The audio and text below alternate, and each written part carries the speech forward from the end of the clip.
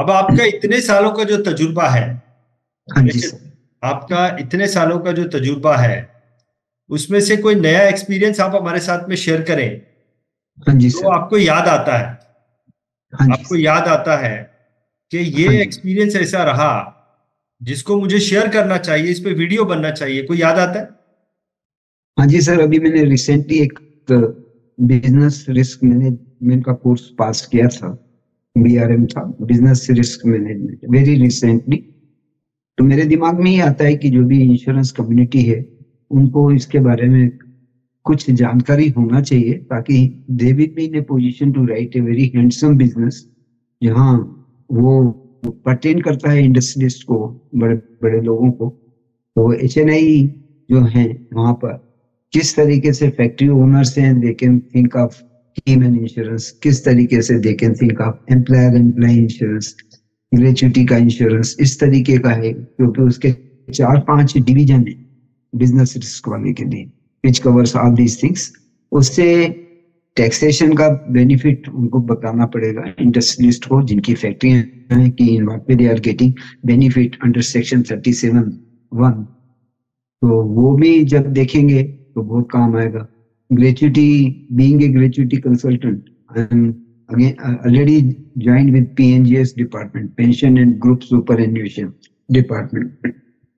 Very recently एक industry, एक college था एक्रोपोलिस इंदौर के अंदर, उनकी मैं प्रीमियम लेके आया अराउंड 2.75 करोड़। तो 4 करोड़ थी, लेकिन लिक्विडिटी के कारण उन्होंने 2.25 करोड़ दिया।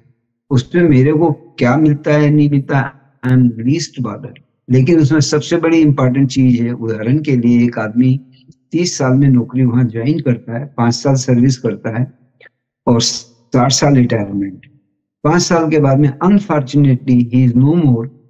तो 35 की एज पे एम्प्लॉयर 5 साल का उसको जो भी ग्रेचुटी है उसके फैमिली को दे देगी, नॉमिनी वाइफ या जो भी है। बट जब वहां पर ये स्कीम लागू होती है एलआईसी की, तो 60 साल रिटायरमेंट एज में से 30 डेट ऑफ ज्वाइनिंग घटाते हैं, तो 30 साल की ग्रेचुटी एलआईसी देती है, जबकि उसने सर्विस की 5 साल। 5 साल की तो एम्प्लॉयर ने दी, क्योंकि उसके यहाँ 5 साल को, बाकी की बची हुई जो थी टोटल जो मिली उसको 30 साल की मिली, उसके परिवार को 25 साल तो एलआईसी ने दिया। डेथ तो होती रहती है ना, भले वो 100 में से 1 गया है 2 गए, तो उस तरीके से जो है उनका कवर बहुत इंपॉर्टेंट है।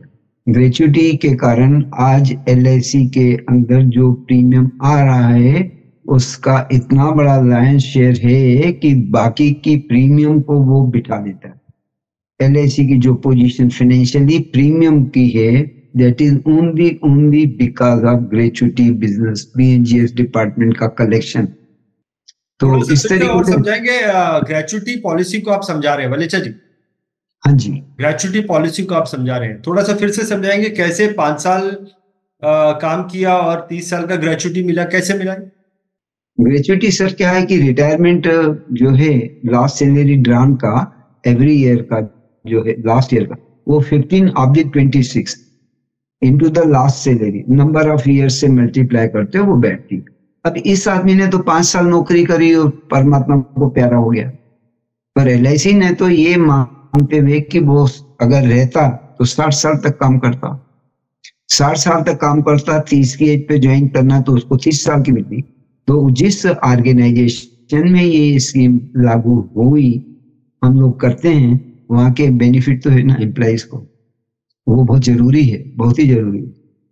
तो उसमें एलआईसी का जो मेरे को लगता है कि जो पेमेंट एडवाइजर को देना चाहिए, जैसे इन माय केस, तो वो पेमेंट एलआईसी जो है एक नॉमिनल कोई फीस के रूप में दे देती, पर मेरा केस अलग है। मेरा केस है कि already I know that what ever I am today, it is because of my great mother LIC of India, and LIC has already given me 100 times more than what I deserve. तो मेरा money के ऊपर focus नहीं है, बाकी जो मेरी philosophy है वो सब लोगों की फिलॉसफी हो, इट इज नॉट नेसेसरी। तो उस लाइन पे एलआईसी को सोचना चाहिए कि just to motivate the advisers to do this business. So I'm the only man who is doing this business in Indore. अच्छा। तो एक आदमी कितनी फैक्ट्री को संभालेगा? हम्म। तो उसमें वो, पर अगर ऐसी अपॉर्चुनिटी मिलती है तो जो है for the benefit of masses, that is the only idea. What is the purpose Valecha ji, आपका ये जो आपने बात बोली ग्रेचुटी के बारे में, जो आपने जानकारी दी है ना, और आपने साइमल्टेनियसली ये भी बोला कि ये जो ग्रेचुटी का इंश्योरेंस है वो इंश्योरेंस एडवाइजर्स को करना चाहिए ताकि वो बिल्कुल कंपनीज को ये बेनिफिट दे सके। तो आपका ये वीडियो बनाने का मकसद क्या है? आप इंश्योरेंस एडवाइजर्स को मैसेज देना चाहते हैं या कंपनीज को मैसेज देना चाहते हैं कि वो आपको अप्रोच करें ग्रेचुटी का इंश्योरेंस करने के लिए? Sir, it is win win situation. कोई कंपनी खुद तो आएगी नहीं एलआईसी के पास, there should be some middle man. वो middle man means our we are the advisers who are to approach. तो कोई तो उस हिसाब से ही ये विन विन सिचुएशन है। कई कंपनियों को मालूम ही नहीं है कि ये एक बेनिफिट है। उनके चार्टर्ड अकाउंटेंट जो है वो इस प्रकार का नॉलेज उनको देते नहीं है, कंपनी के बंदे को मालूम नहीं है। अब आप सोचिए, जिसने मेरे को 2,75,00,000 रुपए दिए ग्रेचुटी फंड के अंदर एज अगेंस्ट 4 करोड़, 1.25 करोड़ बाकी वो भी आएगा, तो 2,75,00,000 31 मार्च 2024 के अकाउंट में उसकी प्रॉफिटेबिलिटी में से कम होके अंडर सेक्शन 37(1) उसको जो 25% का कॉर्पोरेट टैक्स है, कितना बड़ा बेनिफिट हुआ आप वो सोचिए। इसको 3 करोड़ मान दो उदाहरण के लिए, और 25% का मतलब होता है 75 लाख रुपी saved by taxation.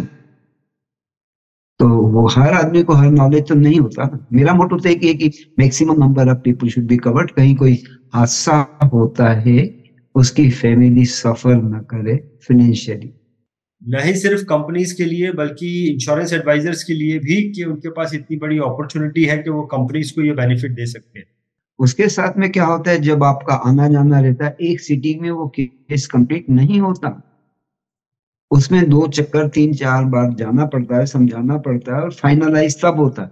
In the mean time you come into the contact of all the topmost person working in the factory. आप एचआर मैनेजर को मिलते हो, आप अकाउंट्स डिपार्टमेंट के हेड को मिलते हो, आप 3-4 लोगों को मिलते हो, तो उनको भी तो इंडिविजुअल इंश्योरेंस दे सकते हो ना, in addition to what you are covering them under gratuity. जो इंडिविजुअल इंश्योरेंस है वहां पर आपको फिर मलाई खाने को मिलेगी कि नहीं 35%। क्या वो 2-3 लाख रुपए की प्रीमियम नहीं देगा जो 20-22 लाख का पैकेज दे रहा है? और they are all very young. तो आपका कंपनसेशन वहां होता है, यहाँ आपको कुछ मिला ना मिला फॉरगेट अबाउट इट। एक सेटिस्फेक्शन तो है कि I could do something for the society. और वहां पर जो लोगों से आप कांटेक्ट में आते हो उनको भी तो इंश्योरेंस की जरूरत है, पर बैठ के उनको समझाओ व्हाट आर देयर नीड्स। आपका उनको एनालिसिस करो। आप पहले से ऐसा माइंड मेकअप मत करके जाओ कि इसको मैं ये पर्टिकुलर प्लान दूंगा। उसकी स्टडी करो, what is his age, what is his earning, what are liabilities, घर में मेंबर कितने हैं, मैरिड है, अनमैरिड है, बच्चों की क्या एज है, कोई ऑलरेडी उसका क्या सेविंग है। तो ये सारे डाटा जब आप कलेक्ट करते हो तो आपकी जो प्लानिंग है वो बेटर बनती है। तो उस तरीके से वो आदमी भी खुश होता है कि यार पढ़ा लिखा एजेंट है, he will not misguide us for his benefit।